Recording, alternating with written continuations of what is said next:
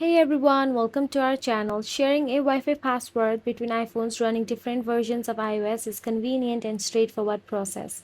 So firstly, make sure that both iPhones must have Bluetooth and Wi-Fi turned on. After that, make sure both iPhones are very close to each other.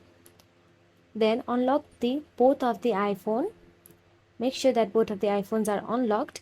After that, open the settings app and tap on the Wi-Fi of your phone from which you want to share your Wi-Fi password to.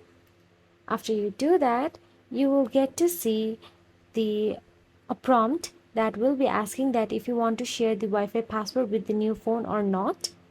Then tap on the share password and the new iPhone should automatically connect to the Wi-Fi network without requiring to enter the password manually. So that's it. If you found this video helpful, please like, share and subscribe our channel and thank you so much for watching.